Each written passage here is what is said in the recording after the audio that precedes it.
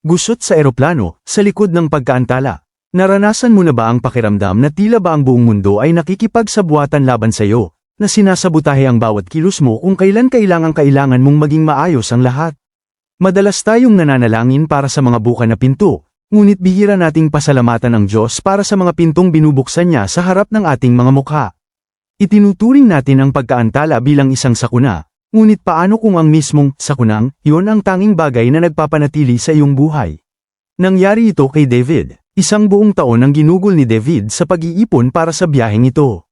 Hindi lang ito basta bakasyon, ito ang kanyang pangarap. Nag-ayuno siya, nagdasal, at nakipag-usap pa sa kanyang pastor upang matiyak na nasa tamang direksyon siya. Sigurado siya na ito na ang kanyang panahon ng gantimpala. Ngunit habang papalapit ang petsa ng pag-alis, tila gumuho ang kanyang mundo.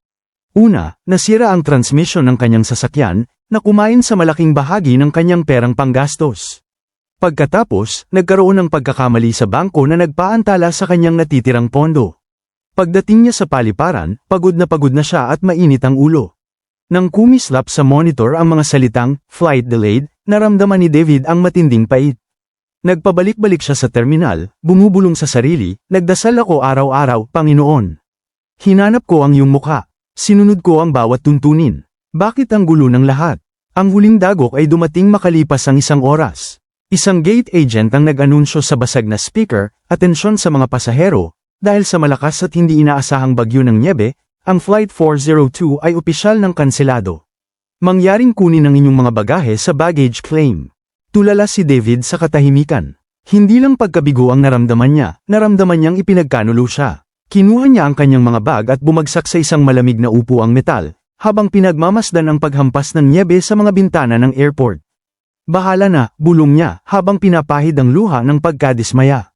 "Siguro ay hindi lang talaga ako itinadhanang maging masaya. Suko na ako." Dahil barado na ang mga kalsada dahil sa yelo, bagyo ng nyebe, si David at ang 12 iba pa ay napilitang manatili sa terminal.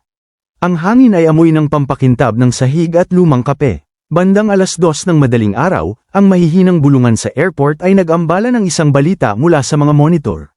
Nanginginig ang boses ng news anchor, "Nakatatanggap kami ng mga kalunos-lunos na ulat tungkol sa Flight 402, na pinalihis sa isang kalapit na palapigan bago tumindi ang bagyo. Ang eroplano ay bumagsak ilang milya lamang mula sa palapigan. Ayon sa mga search and rescue teams, walang nakaligtas." Naging tila libingan sa katahimikan ang terminal. Parang nahulog ang puso ni David sa kanyang sikmura. Nagsimulang manginig ang kanyang mga kamay habang tinititigan ang nakayukot na boarding pass sa kanyang bulsa. Ang tiket na kanina lang ay isinusumpa niya. Ang kaguluhan ay hindi pala kawalan ng pabor, ito ay nagsilbing kalasag. Ang sirang sasakyan, ang naantalang pera, at ang kinanselang flight ay hindi mga balakid, ito ang mga kamay ng Diyos na pumipigil sa kanya mula sa hukay. Lumuhad si David sa gitna ng mga hilera ng plastik na upuan at humagulgol.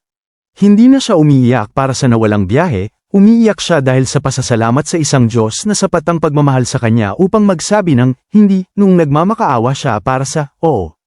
Ang aral ng kwento, ang ating pagkadismaya ay nagmumula sa pagtingin sa orasan, samantalang ang kapayapaan ng Diyos ay nagmumula sa pagtingin sa mapa. Madalas nating tinitingnan ang buhay sa makitid na lente ng ating sariling kaginhawaan. Kapag nabigo ang ating mga plano, itinuturing natin itong pagtanggi, ngunit sa espiritual na aspeto, ito ay madalas na proteksyon. Ang nakikita natin ay ang pagkaantala, ang nakikita niya ay ang panganib. Nakikita natin ang saradong pinto, nakikita niya kung ano ang naghihintay sa likod nito. Magtiwala sa hindi. Minsan, ang hindi mula sa Diyos ang pinakadakilang oo na maibibigay niya para sa iyong hinaharap. Ang mas malawak na larawan, kapag hindi mo maunawaan ang kanyang ginagawa, dapat kang magtiwala sa kanyang puso. Hindi niya binabaliwala ang iyong mga dalangin, sinasagot niya ang mga ito sa paraang nagliligtas sa iyong buhay sa halip na basta lamang tuparin ang iyong schedule.